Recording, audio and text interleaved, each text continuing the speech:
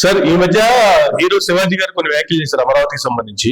అమరావతి మీద ఆయన గతంలోనూ కొన్ని వ్యాఖ్యలు చేశారు, ఇప్పుడు కొత్త వ్యాఖ్యలు చేశారు. అమరావతి మీద వ్యాఖ్యలు చేయడమే కాకుండా జగన్మోహన్ రెడ్డి గారికి డైరెక్ట్ గా వార్నింగ్ లాంటివి ఇచ్చారు. అవసరమైతే ప్రధానమంత్రి మోడీ గారికి ఫోన్ చేసి మాట్లాడతాను, లేదు పోయి ఆయన దగ్గర కూర్చుంటాను కామెంట్లు చేస్తున్నారు. ఏం సార్ అసలు ఆయన కామెంట్లు ఏంది, ఆయన వార్నింగ్లు ఏంది? ప్రధానమంత్రి గారికి ఫోన్ చేసి పోయి డైరెక్ట్ గా కూర్చునే అంత ఉందా ఆయనకి? అసలు ఆయన మాటలు ఎలా చూడాలి, దానికి సంబంధించి ఏం చెప్తారు సార్?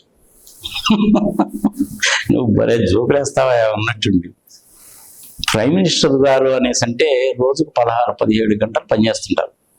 మన ప్రధానమంత్రి గారు ప్రపంచం అంతా తిరుగుతూ ఉంటారు. యుద్ధం మొదలు కావడానికి 2 రోజుల ముందే ఆయన ఇజ్రాయెల్ కూడా వెళ్ళేసి వచ్చారు.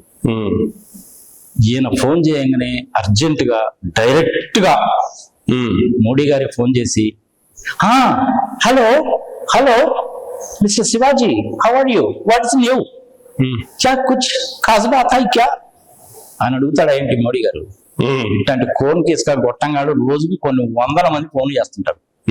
ఆ ఫోన్లన్నీ కూడా పిఎం ఆఫీస్ లో 1, 2, 3, 4 అని 5, 6 ఉంటారు. అదొక పెద్ద టీం అది. వాళ్ళలో ఎవరో ఒకరు తీసుకుంటారు. నేను మోడీ గారితో మాట్లాడదాం అనుకుంటున్నానండి అంటే, ఏం మాట్లాడాలో చెప్పు అంటారు. నేను డైరెక్ట్ గా ఆయనతోనే మాట్లాడతానండి అని వీడు అంటాడు. ఇవన్నీ కుదరవు బాబు, మాకంటూ కొన్ని ప్రోటోకాల్స్ ఉంటాయి, నీకు తెలియదేమో, ఏమి మాట్లాడుకున్నావో నువ్వు చెప్పు అంటారు. అప్పటికి కూడా no I don't talk to you, I talk to prime minister directly అన్నాడు అనుకో, please drop a letter, please drop a mail అని ఫోన్ పెట్టేస్తారు. అంతేగాని డైరెక్ట్ గా మోడీ గారు లైన్ లో తీసుకొని, శివాజీ గారు నమస్తే అండి, బాగున్నారా, ఐ థింక్ మీ తెలుగు వాళ్ళకి కొత్త సంవత్సరం 19వ తారీఖు మొదలవుతుంది అనుకుంటారు కదా, శుభాకాంక్షలు అండి అని చెప్తాడా ఏంటి? ఏదో చెప్తుంటారా, అంత half knowledge fellows, 0 knowledge fellows ఏదో మాట్లాడుతూ ఉంటారు. వదిలే, పెద్దగా పట్టించుకోవాల్సిన పని లేదు.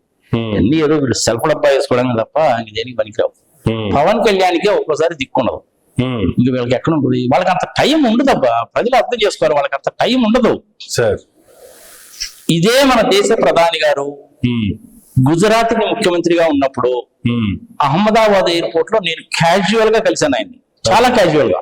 ఓకే, ఆయన కూడా వచ్చి లాంజ్ లో కూర్చున్నాడు. నేను కూడా అహ్మదాబాద్ నుంచి ఢిల్లీ వెళ్తున్నాను, మాట్లాడొచ్చా అడగొచ్చా అడగకూడదా, చాలా సింపుల్ గా ఉంటాడు మనిషి. అప్పుడు చీఫ్ మినిస్టర్ గా ఉన్నప్పుడు సార్ నమస్తే అండి అని నేను ఇంగ్లీష్ లోనే మాట్లాడాను ఆయన తోటి.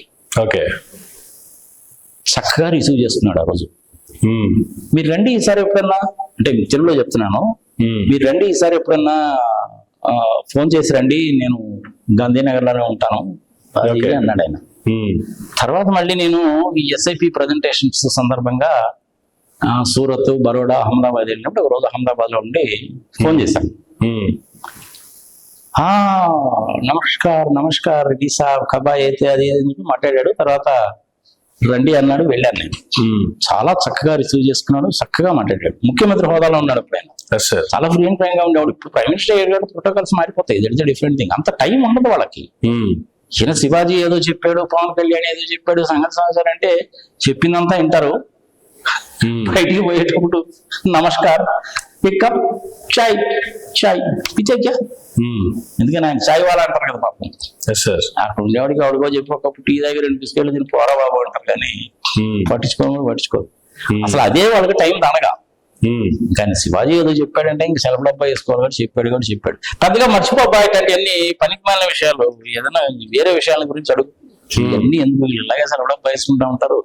ఆయన చెప్పిన దానికి మధ్యలో ఏదో చెప్తాడు, అమరావతిని గురించి ఏదో చాలా చెప్పాడు, అలాంటిది ఇలాంటిది సంగతి సమాచారం అని చెప్పి. దుబాయ్ కంటే కూడా అమరావతి రాజధాని చాలా గొప్పగానే కామెంట్ చేసినాడు సార్ ఆయన. అంటే అన్ని వాళ్ళు చాలా చేస్తా ఉంటారు బా, వదిలే. దాని గురించి కనుక చెప్పాలంటే మనము చాలా వెనక్కి వెళ్ళాలి.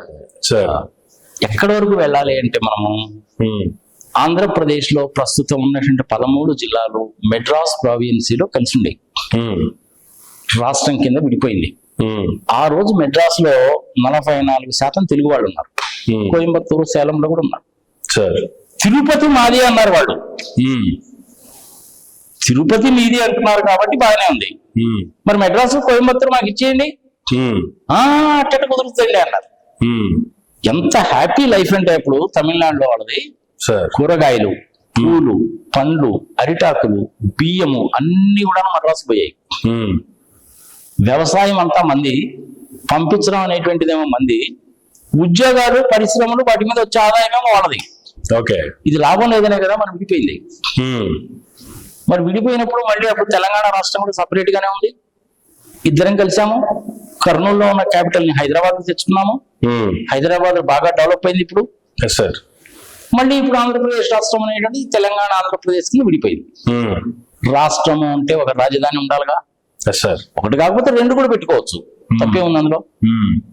అందులో తప్పేం లేదు సార్ నాకు తెలిసినంత వరకు.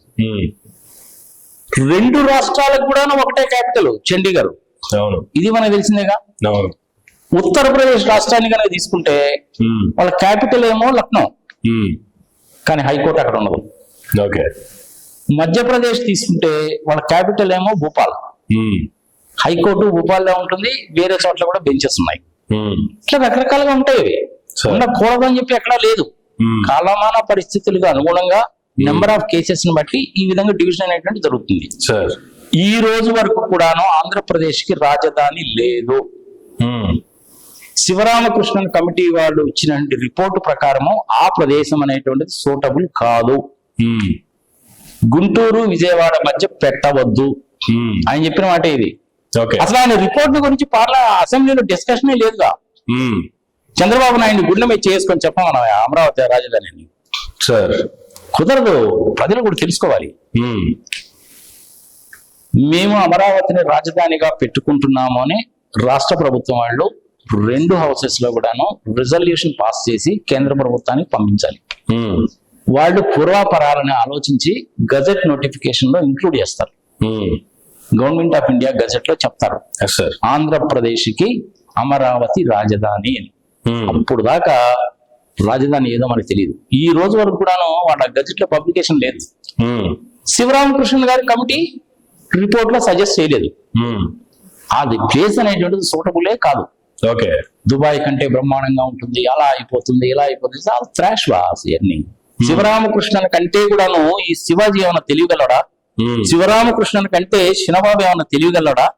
శివరామకృష్ణన్ కంటే ఆయన కమిటీలో ఉండేటువంటి రవి లాంటి వాళ్ళతో పోలిస్తే పవన్ కళ్యాణ్ దేనికన్నా పనికొస్తాడా? ఏదో చేయాలనుకున్నాడు, చేసేసాడు. అందుకనే కదా జపాన్ దేశస్తుడు ఆర్కిటెక్ట్ మూకి అమ్మనాభూతులు తిట్టింది వాళ్ళందుకే. సరే, అది సపరేట్ టాపిక్, అది చూసుకోవచ్చు, ఎవరైనా దొరుకుతుంది. మూకే అని డైరెక్ట్ టోక్యోలోనే ఉంటాడు, ఇప్పటికో బతికే ఉన్నాడు. ఆయన ఏం చెప్పాడు, మళ్ళీ నా నోట్ తోటి ఎందుకు చెప్పాలి ఇప్పుడు నేను. బీహార్ గవర్నమెంట్ తో వర్క్ చేశాను, కరప్షన్ ఉంది. ఆంధ్రప్రదేశ్ లో ఉన్నంత కరప్షన్ నేను దేశంలో ఎక్కడా చూడలేదు. నన్ను పిలిచారు, వర్క్ మొదలు పెట్టమన్నారు, ఎటువంటి కారణమో చెప్పకుండా నన్ను పీకేశాడు అని ఆయనే చెప్పాడు. టోక్యోలోనే ఉన్నాడు, ఇంకా బతికే ఉన్నాడు ఆయన. కానీ ఏంటంటే అమరావతి అనేటువంటిది ఆంధ్రప్రదేశ్ కి రాజధాని అని వీళ్ళు అనుకుంటున్నారు, కానీ దేశంలో ప్రజలు ఎవరు అనుకోవట్లేదు. అది కేంద్ర ప్రభుత్వం నోటిఫికేషన్ కనిపిస్తే అప్పుడు చెప్పాలి. ఓకే. అప్పుడు దాకా ఆంధ్రప్రదేశ్ కి రాజధాని అంటే ఒకళ్ళేమో అమరావతి అంటారు, ఒకళ్ళేమో గుంటూరు అంటారు, ఒకళ్ళేమో విజయవాడ అంటారు, ఇంకొకళ్ళేమో ఇంకొక పేరు పెడతారు. విజిటింగ్ కార్డ్స్ కనుక చూస్తే ఒక్కొక్కళ్ళు విజిటింగ్ కార్డు ఒక్కో రకం ఉంటుంది. సో ఇది అమరావతికి సంబంధించినటువంటి వ్యవహారం. అది సూటబుల్ ప్లేస్ కాదు. నీళ్లు తోడేసుకోవడానికి 450 కోట్ల రూపాయలు, 53,000 ఎకరాలు సరిపోదు, ఇంకా కావాలి. 5,000 ఎకరాల్లో అంతర్జాతీయ విమానాశ్రయము, 1,500 ఎకరాల్లో రైల్వే స్టేషను, ఇవన్నీ ఏవో చెప్తూ ఉంటారు బా. ఇవన్నీ ఏదో ప్రజలను తప్పుదోవ పట్టించడం కాదు. ప్రజలు కూడా ఇప్పుడు బాగా తెలుసుకున్నారు కాబట్టి నవ్వుకుంటున్నారు ఇప్పుడు వాళ్ళు. ఏదో శివాజీ నువ్వు చెప్పావా బాబు అన్నట్టున్నారు. ఈయన నన్ను కాక అడిగారు కదా అని చెప్పి ఈయన ఎగేసుకొని చెప్పాడు. దుబాయ్ కన్నా దీనికి సంబంధం ఎక్కడ చెప్పు. ఏదో మాట్లాడుతుంటారు, వదిలే బాస్, ప్రజలందరూ తెలుసు. కానీ అక్కడ భూమి ఇచ్చినాయంటే రైతులకే ఇంతవరకు ప్లాట్ లేదో ఇవ్వాల. ఇంకా అంతకంటే దారుణమైన విషయం ఇంకోటి ఉంటుందా? అది టేకప్ అయ్యేది లేదు, టేకాఫ్ అయ్యేది లేదు, ఆయన చెప్పిన అభివృద్ధి జరిగేది లేదు. అన్ని కుదిరే కాదు పాడు పచ్చిపత్రి. ఎందుకు నన్ను కనుక అడిగితే ఫస్ట్ లోనేమో దొనకొండ అన్నారు, దాని తర్వాత నూజివీడు అన్నారు, మచిలీపట్నం అన్నారు, మార్కాపురం అన్నారు, మాచర్ల అన్నారు. ఇదంతా కూడా దేనికి అన్నారయ్యా బాబు అనేసి అంటే జనాలందరూ పరిగెత్తుకుని అక్కడ ల్యాండ్ కొనుక్కోవడం. ఓకే. నారాయణ గారికి, చంద్రబాబు నాయుడు గారికి, ఆయన సుపుత్రుడికి కొంతమంది, అంటే ఇది మన సుజనా సోదరు లాంటి వాళ్ళకి తెలుసు, క్యాపిటల్ ఎక్కడ వస్తుంది అంట. జనాలందరినీ కూడా ఆ విధంగా డైవర్ట్ చేసి వీళ్ళందరూ అక్కడ ల్యాండ్స్ కొనుక్కొని 1వ తారీఖు జనవరి 2015 అనౌన్స్ చేశారు. డేట్ గుర్తుపెట్టుకోవాలి. ఓకే. సో ఇది దాని పూర్వాంతం అంతా. ఈ రోజు వరకు కూడా అక్కడ రైతులకు ప్లాట్లు ఎక్కడ ఇవ్వలేదుగా. అవును. అంతా కూడా ఏదో మసిపుసి మారేడుగా చేస్తా ఉంటారు, ఏది లేదు చచ్చేది లేదు. అట్లనే జరుగుతూ ఉంటది. వదిలేపా దాని గురించి ఎంత తక్కువ మాట్లాడుకుంటే అంత మంచిది. నేను దీని గురించి 4-5 వీడియోలు చేశాను. 10 లక్షల మంది 15 లక్షల మంది చూశారు. ఆ వీడియో లింకులు కనుక పెడితే దానికి సంబంధించినట్టు పూర్వాపరాలు మొత్తం కూడా తెలుస్తాయి.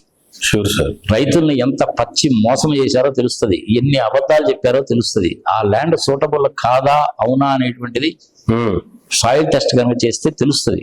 ఓకే. హైదరాబాద్ లో రాకీ ఏరియా కాబట్టి 1 టన్ను అంటే 1 స్క్వేర్ మీటర్ అనుకో, ప్రజలకు అర్థమయ్యేటట్టు చెప్పాలంటే 1 స్క్వేర్ మీటర్ లో హైదరాబాద్ లో 30 టన్నుల బరువును వస్తుంది 1 స్క్వేర్ మీటర్.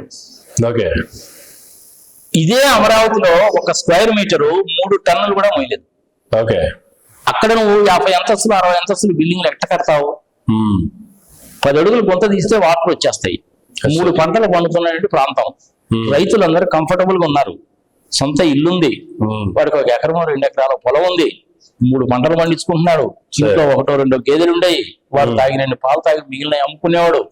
సంవత్సరానికి ఎట్ట లేదన్నా 1,50,000-2 లక్షల రూపాయలు మిగులుబాటు ఉండేది వాళ్ళకి. అవును. వాళ్ళ బతుకు బస్ స్టాండ్ అయిపోయిందిగా. ఇంకా ఇప్పటికి కూడా దాని గురించి అదే చెప్తే ఎట్లా? అన్ని వీళ్ళు ఇలాగే చెప్తుంటారు. అది పుష్కరాలు బ్రహ్మాండంగా చేశామన్నారు. ఇంటర్నేషనల్ గా చంద్రబాబు నాయుడు గారు ఆయన ఎక్స్పోజ్ చేసుకోవడానికి అని చెప్పి కండక్ట్ చేశాడు. 12 సంవత్సరాలకు ఒకసారి. అందులో లాస్ట్ టైం జరిగిన పుష్కరాలు 144 సంవత్సరాలకు ఒకసారి వస్తుంది. ఇది పోయిన సంవత్సరం కుంభమేళ అలాగే 30 మంది చచ్చిపోయారు. కమిషన్ వేశారు. ఏం తెలిసారు చివరికి? డేటా ఎగిరిపోయింది, డేటా కనపడలేదు. హైటెక్ బాబు అంటాడు, సీసీ కెమెరాలు పెట్టామంటాడు, సర్వర్లు అంటాడు, ఇంకోటి అంటాడు, డేటా ఎగిరిపోయిందంట. డేటా ఎట్ట ఎగిరిపోతాయా? మరీ జనాలను పిచ్చోళం చేయడం కాకపోతే అంతే కదా. సామాన్య ప్రజలు చెప్తే చెప్పొచ్చు కానీ డేటా అంటే ఏంటి, డేటా స్టోరేజ్ ఏంటి, సిస్టమ్ ఏంటి, సర్వర్ ఏంటి, చిప్స్ ఏంటి, ప్రోగ్రామ్ రైటింగ్ ఏంటి మాలాంటి వాళ్ళు తెలుసుగా. మేము చెప్తానే ఉంటాంగా. ఏదో ఇలాంటి కహానీలన్నీ చాలా చెప్తుంటారు. ఎక్కువ మంది పిల్లల్ని కానండి అంటాడు. ఆయనకు మటుకు ఒకటే కొడుకు, ఆయన కొడుకు కూడా ఒకటే కొడుకు. ఏదో ఇట్లాంటివన్నీ చాలా చెప్తూ ఉంటారు. నోబెల్ ప్రైజ్ అంటాడు, ఒలింపిక్ గేమ్స్ అంటాడు, బుల్లెట్ ట్రైన్ అంటాడు, ఏదో చెప్తుంటారు. వదిలే వాళ్ళకి తోడి పక్కన ఈ శివాజీ గారు ఒకడు. ఈయన కూడా ఇలా దుబాయ్ తోట అమరావతిని కంపేర్ చేయాలి. ఇంకెంతకంటే ఎక్కువ చెప్పడం వేస్ట్ లే. వాళ్ళంతా కూడా ఏదో ఇలాగే అంటా ఉంటారు. వదిలి ప్రజలకు వాస్తవాలు తెలుసు కదా. చనిపోయినటువంటి రైతులకు తెలుసు కదా. సిఆర్డిఎస్ ఆఫీస్ చుట్టూ తిరిగితే ఏం జరిగిందని దానికి తెలుసు కదా. మనం ఇంత చేయడం చెప్పుకోవాల్సిన పనే ఉంది. మనం దీని మీద చాలా వీడియో చేసాం కదా, లింక్స్ పెట్టు చూసుకుంటాం. అందుకని శివాజీ, చంద్రబాబు నాయుడు, లోకేష్, పవన్ కళ్యాణ్, నారాయణ వీళ్ళందరూ మాట్లాడిన కూడా తీసేయబ్బా. ఏదో చెప్పాలి కూడా చెప్తుంటున్నాడు. మధ్యలో వచ్చేదన్న ఇట్లాంటి ఏదో మనకి ఇంతకుముందు ప్రజలకు చాలా మందికి కొంతమంది తెలిసి ఉండొచ్చు, యంగర్ జనరేషన్ తెలియదేమో కానీ తోలు బొమ్మలాటలు ఉండే. అవును. ఆ తోలు బొమ్మలాటలో మధ్యలో కేతిగాడు అని ఒకడు ఉంటాడు, జోకర్ అన్నమాట. అంటే ఇప్పుడు మన తెలుగు సినిమాలో బ్రహ్మానందం గారు మధ్యలో వచ్చినప్పుడు మనం ఎంత నవ్వుకుంటామో, ఆ తోలు బొమ్మలాటలో కేతిగాడు రోల్ కూడా అదే. ఓకే. ఈ శివాజీ గారు కూడాను అలాంటి రూలేనమాట. ఎందుకు కూడా తీసే ఇంకెందుకంటే నేను చెప్పలేను. ఆల్రెడీ నేను చెప్పాను కదా నీకు. కోతి కళ్ళు తాగింది, కొబ్బరి బండం చేతిలో ఉంది, ఇంకెందుకంటే నన్ను ఎక్కువ అడగబాక. సార్ ఆల్రెడీ వీడియోలు ఉన్నాయి, దానికి లింక్స్ పెట్టు, ప్రజలు చూసుకుంటారు. Sure sir. మరి చివరిలో నువ్వు అడుగుతావు కదా, ఎవరైనా అడుగుతారు కదా. ఇంత చెప్పారని నాగార్జున రెడ్డి గారు మీరు రైతుల్ని ఎలా మోసం చేశారు, ఏమిటి సంగతి సమాచారం, ఏం చేశారని చెప్పారు. మేము కనుక డెవలప్ గానే చేస్తే, నేను ఎకరం కనుక ఇచ్చేస్తే, నీకు 1250 గజాలు నేను తిరిగి ఇచ్చేస్తే, వెల్ డెవలప్డ్ గా తిరిగి ఇచ్చేస్తే, అది మొత్తం కూడా నువ్వు గజం 1,00,000 రూపాయలకి 2 లక్షల రూపాయలకి అమ్ముకోవచ్చు అని లెక్కలతో సహా చెప్పారుగా. నీ ఎకరం ఖరీదు అనేటువంటిది 1250 గజాల ఖరీదు ఎంత ఉంటుంది అనుకుంటున్నావు? ఇంచుమించుగా 25 కోట్ల రూపాయలు ఉంటుంది. ఆ 25 కోట్ల రూపాయలని నువ్వు రూపాయి వడ్డీకి ఇచ్చుకున్నా, 2 రూపాయల వడ్డీకి ఇచ్చుకున్నా నీకు నెలకు 50 లక్షల రూపాయలు వస్తాయి అని చెప్పి దిక్కుమాలిన లెక్కలు కదా చెప్పారు. ఇప్పుడు జనాలకు అక్కడ తలబట్టుకుంది అనమాట. వాస్తవాలు ఏందని ఇప్పుడు తెలుసుకుంటున్నారు. అందుకని శివాజీ గారు మీరు కానివ్వండి అని చెప్పి ఆయన వదిలేరు. ఇంకా అట్టనే ఉంటది. కోతి కళ్ళు తాగింది, కొబ్బరికాయ చేతిలో ఉంది, ఇంకదే. వైజాగ్ ఇప్పటికైనా సరే వైజాగ్ రైట్ ప్లేస్. 10-15 వేల కోట్ల రూపాయలు కానీ ఖర్చు పెడితే సెట్ అయిపోద్ది అనమాట మొత్తం. సార్ ఆలోచించండి ప్రజలు కూడా ఒకసారి. జరిగిందేదో జరిగిపోయింది బాగుంది. ఇప్పుడు ఆయన చెప్పినట్టు ఆ నవనగరాలు, సంగతి సంవత్సరం ఇవన్నీ జరిగాయి కావచ్చు, వచ్చాయి కావు. ఎందుకు చెప్పు, డబ్బులు దానికి తప్ప ఇంకేం లేదు. ఏదో కాంట్రాక్ట్లు ఇచ్చి వాళ్ళు డబ్బులు మిగిల్చుకొని ఆ డబ్బుల్లో కొంతగా తెలుగుదేశం పార్టీకి ఇచ్చి మళ్ళీ రాబోయే ఎలక్షన్ ఖర్చు పెట్టడానికి తప్ప ఇంకేం లేదు. ఇదంతా కూడా ప్రజల మీద భారం తప్ప ఇంకేం లేదు. దీన్ని అడ్డం పెట్టుకొని పెట్రోల్ మీద ఇంకో 10 రూపాయలు పెంచుతాడు. ఇప్పుడేమో వారు జరుగుతుంది కాబట్టి దాన్ని అడ్డం పెట్టుకొని ఇంకో 10 రూపాయలు పెంచుతారు. ఇంకెంతకంటే జరిగేదంటూ ఏమనదు. అదే హైదరాబాద్ లోనేమో బీర్ బాటిల్ 190 రూపాయలు, ఆంధ్రప్రదేశ్ పోతేనేమో 270 రూపాయలు. ఇంత తేడా ఉంటుంది అసలు ఎక్కడన్నా చెప్పు. తమిళనాడులోనేమో 100 రూపాయలు, ఆ తడ దాటితేనేమో 110 రూపాయలు. ప్రజలకి ఈ విషయాలన్నీ తెలుసు. చాలా మంది ప్రజలకి ఆంధ్రప్రదేశ్ లో కూడా అమరావతి సూటబుల్ ప్లేస్ కాదు అన్న సంగతి తెలుసు. శివరామకృష్ణన్ గారి రిపోర్ట్ లో క్లియర్ గానే చెప్పాడు. ఆయన సజెస్ట్ చేయలేదు. ఆయన రిపోర్ట్ ని అసెంబ్లీలో పెట్టి డిస్కషన్ చేయలేదు. ఇవన్నీ జరిగిపోయినాయి కదా. ఇప్పుడు మళ్ళీ శివాజీ గారు ప్రత్యేకంగా వచ్చి దుబాయ్ తో కంపేర్ చేయడం. దుబాయ్ అనేది ఒక రోజులో డెవలప్ అయింది, అది 25 సంవత్సరాలు డెవలప్ అయింది. వాళ్ళ దగ్గర డబ్బులు ఉన్నాయి కాబట్టి, రాజు గారు ఉన్నారు కాబట్టి చేసుకున్నాడు ఆయన. ఈయన ఎట్లా చేస్తాడు? ఏదో చెప్పాలి కాబట్టి చెప్తుంటారు, తీసేయండి. ఆంధ్రప్రదేశ్ ప్రజలు పంప ముంచడానికి తప్ప ఇంక దేనికి కాదు. Right sir, thank you sir, thank you very much అండి.